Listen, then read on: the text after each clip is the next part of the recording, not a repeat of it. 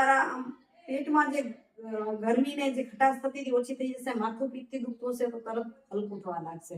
અથાણા માટે હું તૈયાર કરી નાખીશ. એટલા ઘાંગડા પણ તૈયાર હોય, આમાંથી કરી તૈયાર કરી મૂકી દઉં. નમસ્કાર મિત્રો, કેમ છો બધા? આપ સૌ મજામાં છો? આપ સૌને જય લક્ષ્મીનારાયણ, જય સ્વામિનારાયણ, જય જીનેન્દ્ર, જય હાટકેશ, જય જલારામ, જય માતાજી મહાદેવહર. મિત્રો આજે બપોરે બ્લોગની શરૂઆત થઈ રહી છે. શરૂઆત કરી હતી પણ એ ગઈકાલના વિડીયો સાથે કરી અને એમાં એડ કર્યું. દ્રષ્ટિને મોકલાવી વિદાય આપી અને પછી કામ કરવા માંડી. તમને કહું છું કેમ છો, પણ મને મજા નથી આવતી. મને ગડબડ થઈ ગઈ છે, પિત્ત વધી ગયું છે, એટલે બહુ મજા ના આવી. કામ કર્યું ત્યારથી સતત કામ કર્યા રાખ્યું. જો વાસણના ઢગલા સાફ કર્યા. અત્યારે 3 વાગ્યા છે. સુઈ ગઈ હતી, ઉઠીને વિડીયોની શરૂઆત કરી રહી છું. બપોરે રોટલી કરી હતી, એ જ નાસ્તાની ઠંડી રોટલી જ ખાધી અને કામ તો સતત કર્યા રાખ્યું છે. પણ પિત્ત વધે તો શું કરવું તમને આગળ બતાવું. મેં કામ સતત કર્યું છે ને, પિત્ત વધે ત્યારે સતત કામ ન કરવાનું. પ્રકૃતિ છે ને, પિત્તની પ્રકૃતિ છે, વાયુ અને પિત્ત. કફ ઓછો, કફ નથી થતો, પણ જયારે આ વધે ત્યારે એવું કે છે આયુર્વેદમાં કે ત્યારે પિત્ત શામક દ્રવ્યો ખાવા અને આરામ કરવો. પણ હવે મેં આટલા વાસણ ધોયા, કચરા પોતા કર્યા, કપડાનો ઢગલો ધોયો, લાઈટ નહોતી આજે, અને પછી તેમ હાલત ખરાબ થઈ. સાવ એકલી હતી અને મનથી મૂંઝાઈ પણ ગઈ. પણ પછી એના ઉપાયો તમને બતાવું છું, આયુર્વેદના ઉપાયો પણ મને ખ્યાલ છે. તો ઉભા રહે, તમને હમણાં જ આયુર્વેદના ઉપચારો કહું. હવે કપડાને સંકેરી લઉં, વાસણ ગોઠવી લઉં અને એના પછી આપણે સુવિચાર પણ લઈ લઈએ અને આયુર્વેદના ઉપચારને પણ જાણીએ. પિત્ત પ્રકૃતિને શાંત કરવા માટે, પિત્તને શાંત કરવા માટે શું કરવું જોઈએ. હું ઉપચારો કરતી હોઉં છું અને અસર પણ કરે છે, તમને કહી દઉં મિત્રો. બરાબર ને? ગ્લાસને મૂકી આના ઉપચાર બતાવવા માટે લાવી છું, પછી કહું તમને.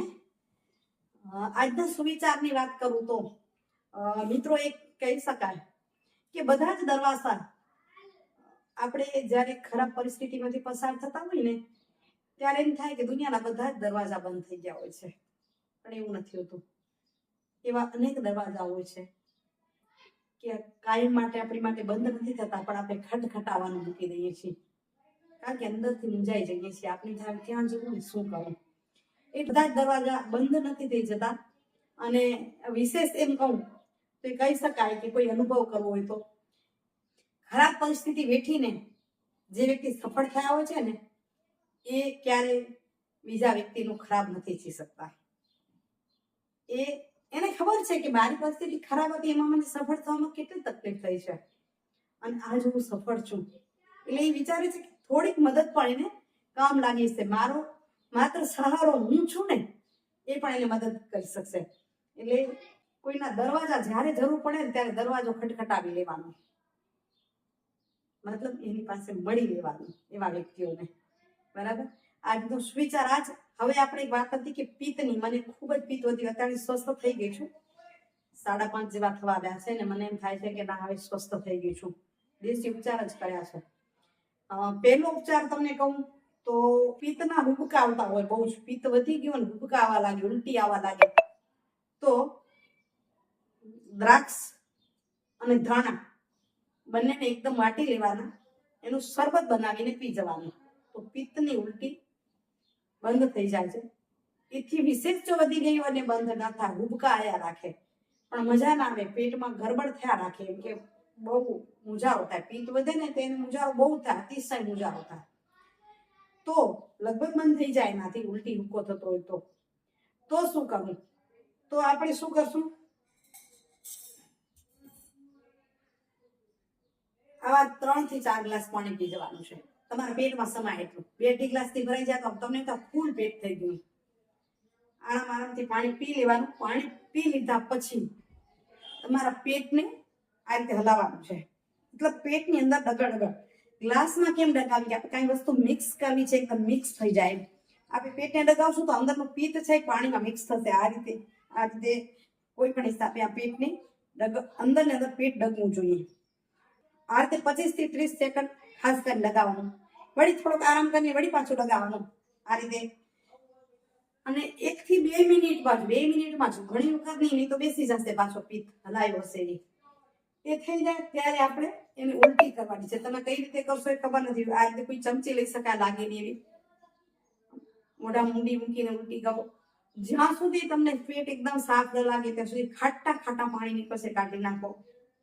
હું જીભીથી પણ કરું, અંદર એકદમ ઊંડી ઊંડી જીભી મૂકી દઉં જીભ કાઢીને, તો પણ નીકળે. તો એ રીતે કાઢશો, પિત્ત નીકળી જશે એટલે તમારા પેટમાં જે ગરમી ને જે ખટાશ થતી હતી ઓછી થઈ જશે. માથું પિત્તથી દુખતું હશે તો તરત હલકું થવા લાગશે.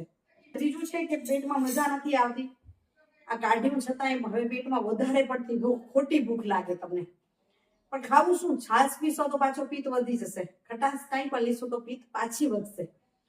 તો આપણે શું કરવાનું છે? દૂધ, ઠંડુ દૂધ, એની અંદર ખડી સાકર, ઘરમાં હોય તો, નહીં તો પછી ખાંડ ચાલશે, પણ બને ત્યાં સુધી ખડી સાકર, જાડી સાકર પીસીને રાખવાની, એમાં ઓગાળી દેવાની. ઠંડા દૂધમાં ઉકાળીને ઠંડુ કરેલું જે દૂધ હોય એમાં ઓગાળી નાખવાની. મીઠું મીઠું દૂધ રોટલી સાથે, અગર એમને એમ પીઓ એ તો સાદું સિમ્પલ દૂધ, એની અંદર ખડી સાકર નાખી એકદમ મીઠું મીઠું દૂધ બનાવી નાખવાનું અને એ પીવાનું. એટલે તમારે મોઢામાં જે ખટાશ થઈ ગઈ છે, તમને ગળામાં પણ ખટાશ થાય, કારણ જાણે ગળું છોલાઈ ગયું છે, એ હલકું થઈ જશે ને ધીરે ધીરે શાંત થઈ જશે પિત્ત તમારું. 2-4 ઉપાય તમને બતાવ્યા જે હું કરતી હું છું, અને જો ફ્રેશ પણ થઈ ગઈ છું. સવારે મને પેલું એમ જ લાગતું કે દવાખાને જવું પડશે કે શું. જેવું દ્રષ્ટિએ ગઈ, એના પપ્પા આવી ગયા અને ઘરે એકલી પાછળ હેતલ પણ નથી, રસીલાબા પણ નથી. હેતલ ને રસીલાબા ને હોય તો બાજુમાં કહું કોઈ જ નથી, એમ થયું કેમ થશે, પડોશીને કેવું પડશે.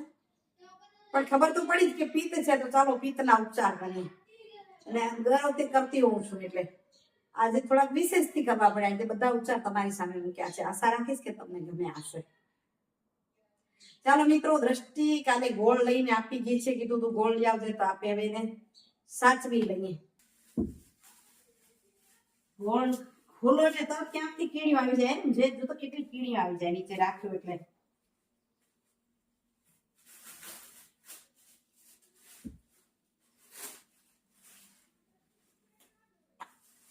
નીચે ઝાડુ કાઢી પોતો મારી લીધું તાકી ગોળ ઢોળા તો વાંધો ના આવે.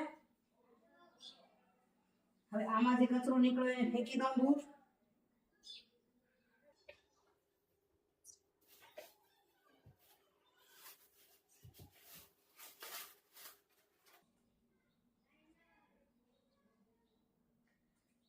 ફરતી આ કિનાર જઈ તૂટી જાય ને એટલે છૂટો થાય. હા,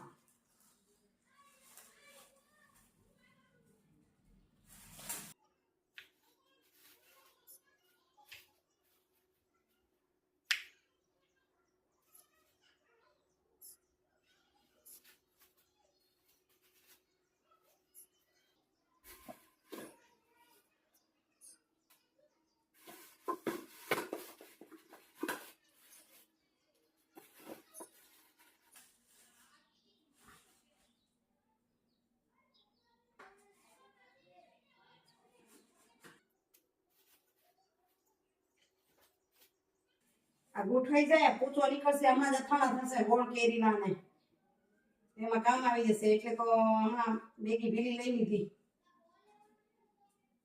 સાચવી નાખી, આને અલગ અલગ રાખી દઉં ડબ્બામાં, તાકી ગોળ કેરીના અથાણા તૈયારો ગળી જાય સીધે સીધો, કઈ કરવું ન પડે. પોચો ગોળ, ગોળમાં આ વસ્તુ ખાસ ધ્યાન રાખવા જેવી છે. અંદર કાળાશ વાળો હોય તો કાકરી હોઈ શકે, ત્યાં રાખતા હોય તેમ.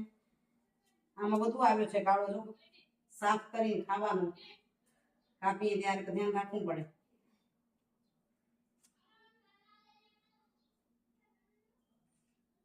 સુધારી પણ લઉં, ખાવા માટેના રોજ કટકા જોઈએ, કટકા પણ કરી લઉં. અમારી ટેવ છે કે સુધારેલો ગોળ તૈયાર જ હોય, એટલે ઘી ગોળ ખાવતો હોય બને. નમસ્કાર મિત્રો, કારણ કે બીજા દિવસની સવાર પડી ગઈ એટલે આપણે નમસ્કાર કહીએ. સવારમાં સર્વને સારું અભિવાદન આપવું જોઈએ. ગઈકાલે ગોળ કાપી લીધો પછી વિડીયો થયો નહીં. તબિયત તો સારી થઈ જ ગઈ હતી કાલે, પણ એટલી સારી નહોતી કે આમ ખાવાનું બીજું નવું નવું બનાવું કે કાંઈ કરીએ વિડીયો કરીએ એવું મજા નહોતી આવતી. ચાલો હવે અહીં વિડીયોને એન્ડિંગ કરું છું, કારણ કે હમણાં જવાનું છે લગ્નમાં. દ્રષ્ટિના પપ્પા ગયા છે હમણાં માછલીને લોટો આપવાને, હું નથી ગઈ કારણ કે બહુ ઉતાવળ છે. 7 વાગે નીકળી જવું છે, વાગે છે 6:30. ફટાફટ તૈયાર થઈ જાઉં, આવે ત્યાં સુધી જલ્દી કામ પતાવી લઈએ અને પહોંચી લગ્નમાં. આ પછી વિડીયો અનુકૂળતા આપીશ બીજા જે આજે લગ્નમાં જવાની છું ત્યાં. મારી બેનના ઘરે લગ્ન છે, કાકાની દીકરીના ઘરે. એ નોર્મલી પાટીદાર સમાજના રિવાજો થોડો કંઈક અલગ હશે. અને બીજા છે મારા ભાઈના ઘરે, કાકાના દીકરાના ઘરે, એ સગા ભાઈ બહેનના ઘર છે. એ ભાભી મારા બહારથી છે, વલસાડથી છે, કેકેપી સમાજથી નથી. ત્યાં મને લાગે છે કે મામેરાના રિવાજો બદલાયેલા હશે, તો ચોક્કસથી વિડીયો જોવાનું ચૂકશો નહીં. અલગ અલગ રિવાજો સાથે, અલગ લોકો સાથે અમે મળશું અને તમને બતાવશું. આજે તારીખ 19 છે. આજે વિડીયો એડિટિંગ થશે તો ઠીક છે, નહીં તો 20 તારીખે તમને આ વિડીયો મળશે. અને ગઈકાલે આપણે 18ના ઉતાર્યો છે, એની સાથે થશે. એટલે એ લગ્ન અને પ્રસંગોમાં એટલું રોકાઈ જવાય છે કે એડિટિંગ ને અપલોડિંગમાં પાછળ રહી જવાય છે. એટલે સમયસર થોડાક વિડીયો ઓછા મળે છે, પણ તમારો પ્રેમ મળે છે એ મોટી વાત છે. ચાલો મિત્રો, આજે થશે તો મોકલું છું, નહીં તો 20 તારીખે આ વિડીયો જોજો. સહકાર આપો છો એ બદલ ખૂબ ખૂબ ધન્યવાદ. આવજો મિત્રો. જય જય ગરવી ગુજરાત, જય ભારત અને જય હિન્દ. Bye bye.